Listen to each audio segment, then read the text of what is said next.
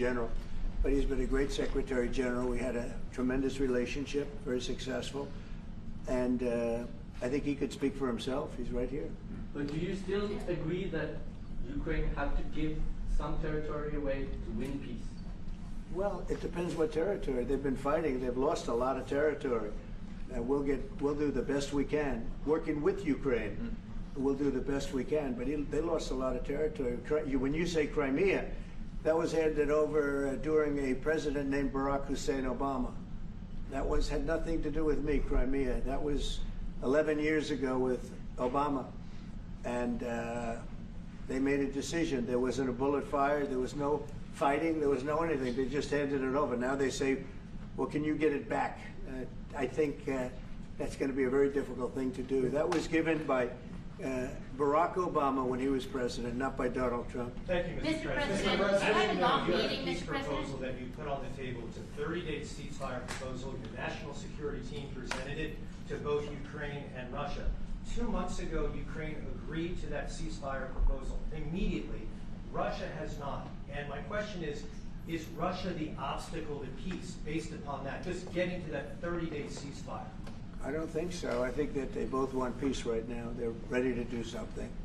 We'll see what happens. Complicated, very complicated. But I think they are both very much looking to make a deal. Marco, what would you say? Well, first of all, what was put before our partners was options to discuss about things that it would take to end a war. This war is endable. Both sides just have to agree to it. We've shown them a pathway forward. We've discussed those ideas. It was a good meeting yesterday. There'll be good meetings over the weekend. We've shown them the finish line. We need both of them to say yes. But what happened last night with those missile strikes should remind everybody of why this war needs to end. It's horrible those missiles landed. What's even worse is there are today people that were alive yesterday that are not alive today because this war continues, and the president wants to stop it. And everyone should be thanking the president for being a peacemaker and trying to save lives. That's what we're trying to do here.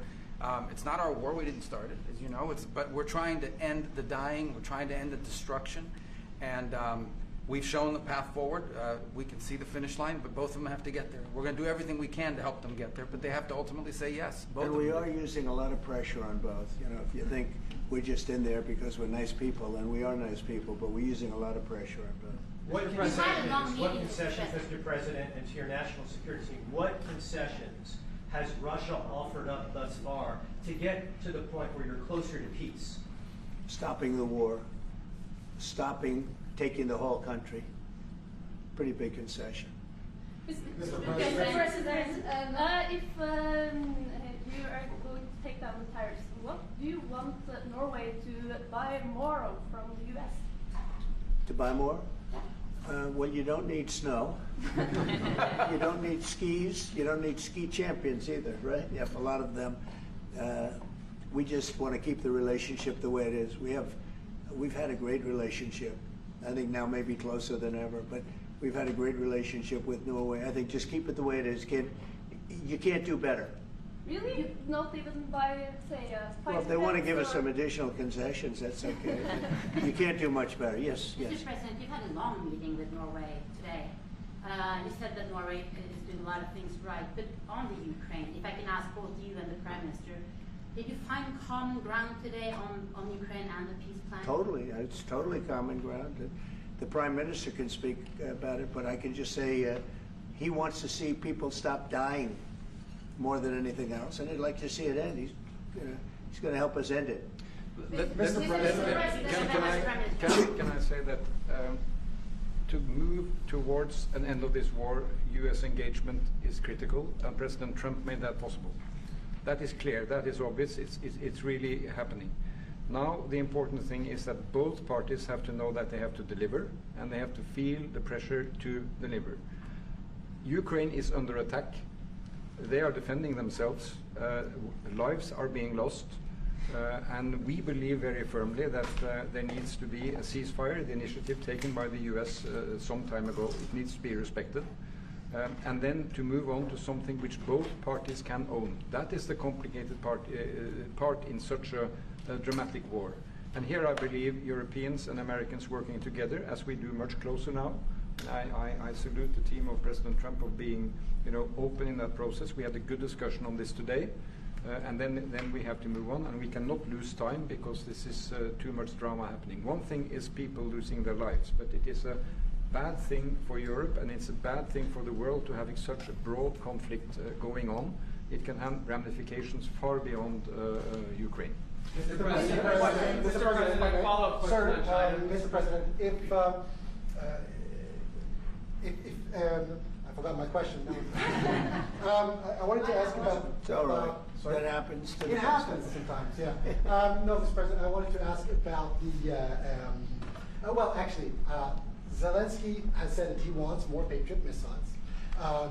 So far, has been no response from the United States. If the United States decides to pull out of negotiating for peace, trying to broker peace, does that also mean a no on Patriot missiles, a no on sharing intelligence with Ukraine? Let's see what happens. I think we're going to make a deal. And if we make a deal, that'll be wonderful. We won't have to worry about your question. You can ask that question in 2 weeks, and we'll see. But I think we're getting very close. The Prime Minister feels the same way, and we'll hopefully not have to answer that You said question. Mr. President. Mr. President, Norway is the third country to be officially invited to the White House after Liberation Day. Why did you invite Norway so soon to the White House? Because I like them. And I like your Prime Minister, and I like the way your government runs, and I respect the King. He's highly respected in Norway. It's a great thing, not an easy thing to do. Would you He's done a great job. Yeah. Would you like an invitation to visit the King? Absolutely. You get me that invitation. I just told the Okay. President he's welcome to visit Norway. President Trump, where's Mike Farnley? Yeah, You said before that you like the Norwegian Petroleum Fund, and I'm wondering if that has been up for discussion today, the way that we have structured our money and whether. Well, this fund was created in the late 1990s to save for future generations the income from oil and gas. Norwegians should continue to work as hard, dedicated, innovate, and move forward, despite having these incomes, which we happen to be in a period of our history where we can harvest, and we have transferred that into investments, half of them, by the way, here in the United States. Mm-hmm. So I think this is a model which we have been able to explore. If we can share experiences, and we do with our colleagues in the US, you never copy this one-to-one, but there can be techniques and way of working that we have used in organizing our fund.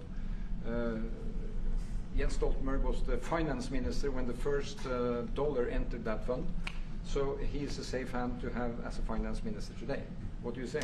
No, and as you said, Mr. Prime Minister, we are ready to sit down with the US to also work with them on if they want to establish a sovereign wealth fund, because we have a good experience with our fund.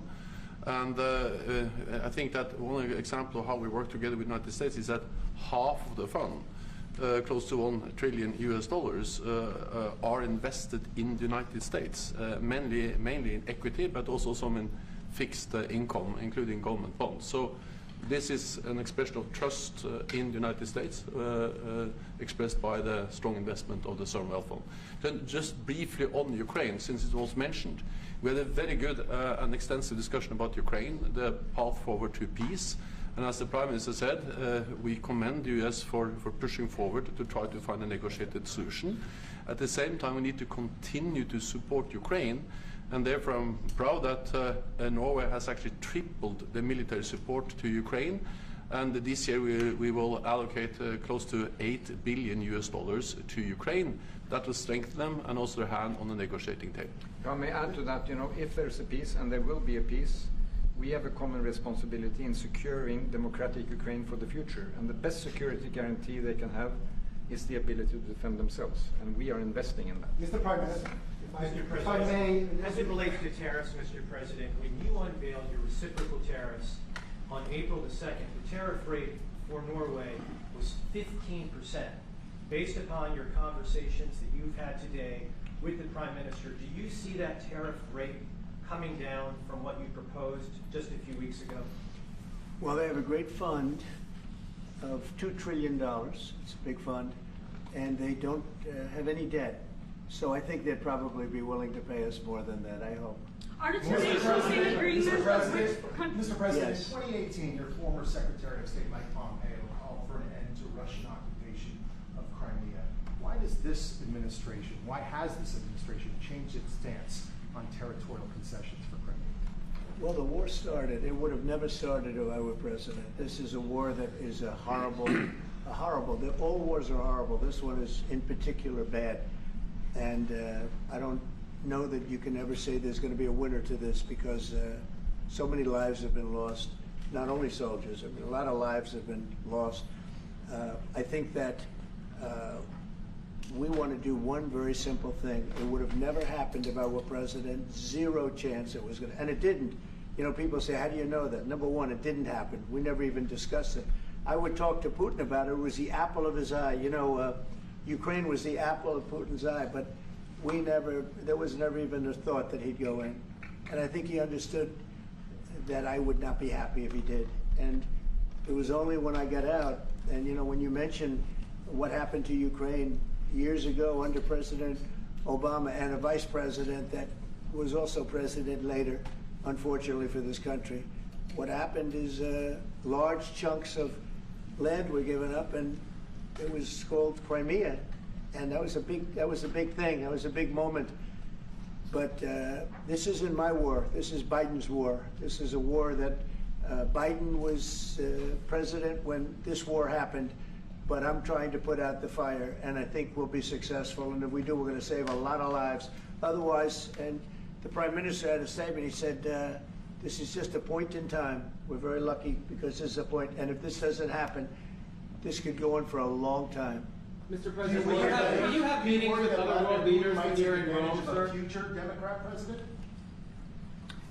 I don't think he will. I think he wants to make peace. I think he wants to end it. And I feel pretty confident of that. But we're gonna know pretty soon. Mr. President, will you have meetings with other world leaders when you're in Rome? Yes, I will. Which leaders do you want to meet, sir? Well, I'd like to meet them all. That would be nice. I'd like to take care of all of them, but we have many of them there, and they all want to meet. They want to meet about trade. And we are making some great inroads and great deals. You might want to speak about that, Mr. Secretary. We had a very successful bilateral meeting with the Republic of South Korea today. We may be moving faster than I thought, and we will be talking technical terms as early as next week as we reach an agreement on understanding as soon as next week. So South Koreans came early, they came with their A game, and we will see if they follow through on that. President Trump, you're rounding up your first time. Do you think you deserve the Nobel Peace Prize if you manage to create Do I deserve the Nobel? If you manage to create peace? Well, maybe for the Abraham Accords. I don't want to get ahead of myself in this one, but they say for the Abraham Accords, and by the way, speaking of that, we're going to be filling it up. A lot of countries want to come into the Abraham Accords. You know, we have 4, and Biden did nothing on that one too. It's the same 4. But they're great countries, and they were brave doing it, and it's worked out very well. And we're going to be filling up the Abraham Accords. They're going to be, I think, filling it up very rapidly. Martha, Mr. President, could you say something about that? There's great, enormous opportunity to grow the Abraham Accords. But I would just point to one thing. Of all the leaders in the world today, no leader is working harder to prevent wars or end them than President Trump is right now. I mean, that's why we're talking to Iran. That's why we're engaged with Ukraine and Russia. It's the desire to prevent these wars from breaking out and to end the ones that exist already. And again, I just think it's tremendous for our country to be led by a president who desires to bring peace and establish peace and protect peace. So it's hard work.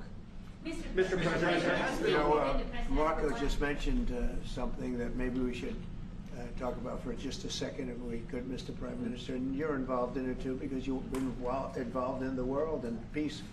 But I think we're doing very well with respect to Iran, and we're having very serious meetings. And there are only 2 options, and the one option is not a good option. It's not a good option at all. And I think we're doing very well on an agreement with Iran, but that one, we're doing a lot of things, I will say, but that one is well on its way. We could have a very, very good decision, and a lot of lives will be saved. Mr. President, on the economy, there was a slowdown. Mr. President, on the economy, there was a slowdown as it relates to home sales in the month of March, the slowest pace since 2009. Is that an economic indicator, and perhaps the Treasury Secretary can weigh in on this as well, is that an economic indicator that concerns you about the broader U.S. economy? No, they had very good numbers on housing today, extremely good numbers, and that's despite interest rates, because, you know, if you look at what happened, everyone said, oh, I said I was going to get prices down. I did. Energy just hit $1.98 in a couple of states. It's way down. Energy's down, and we're about $64 a barrel. When I came in, and we were looking at $89, $90, $95. And by the way, that helps us solve the war too. Having those energy prices is a big incentive for Russia to also agree with solving the war problem. Groceries are down. When I was with you 2 months ago, you were complaining about eggs. I said, I just got here. I was here for about a week when the press started saying about eggs have gone through the roof. I said, I just got here. Tell me about eggs. And they have been. They went through the roof and you couldn't get them. So we just had a big Easter egg hunt at the White House. Thousands and thousands of eggs. And the price was down 87%. So we did a great job. Housing is doing very well.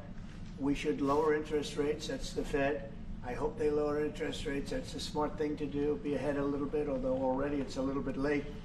But in the end, we just have a great country. We have a very strong country, and we have every other country. I can't think of one country that doesn't want to negotiate a deal.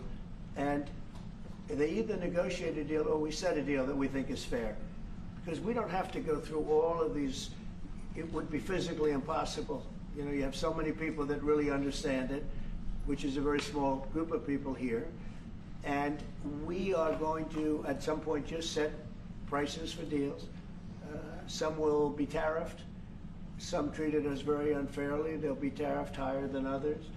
But we've been ripped off for many, many years. The United States has been ripped off like no country probably in the history of the world has been ripped off for 45, 50 years. And countries have gone rich by doing that with the United States. We've taken care of their militaries, and military is another subject we talk about. We're not going to make that subject to any of the deals, but you know the same countries that I do where we virtually take care of their military and then don't get treated fairly on trade. So the people, and I don't blame those countries, I blame the people that sat at that beautiful desk right behind you, because those people didn't do the job for this country, and they let us lose $4 billion a day on trade. We were losing $4 or $5 billion a day on trade when I got here, and now we're going to be much better than breaking even, and we're going to be making $4 or $5 billion a day on trade. So, but I don't blame any country, not the worst of them. And we were abused by countries. I blame the President of the United States that happened to be sitting when these deals were made. Disgraceful. When I was here, we had a great 4 years. We had the most successful economy in the history of our country, my first term. And we were very tough on trade. And with China, as you know, they paid hundreds of billions of dollars in tariffs. But nobody else ever did that. China paid not 10 cents to any other president. And but not only China, virtually every country got away with murder. And we just can't let that happen. Thank you very much, everybody. Thank you very much. Appreciate it. Thank you very much. Thank you, President. Thanks, everybody. Head out. Please start moving. Thank you. Thanks, everybody. Thank you, press. Head out. Let's go. Thank you. Thank you. Keep going. Keep moving. Thank you. Thank you, press. One little mistake. It's over. One mistake. Peter, out. Thank you. Sorry. Thanks, guys. I just finished. Thank you. Thank you. No more photos. Thanks, everybody. Keep moving. We're done. Sir, we're done. There you go. Thank you, press.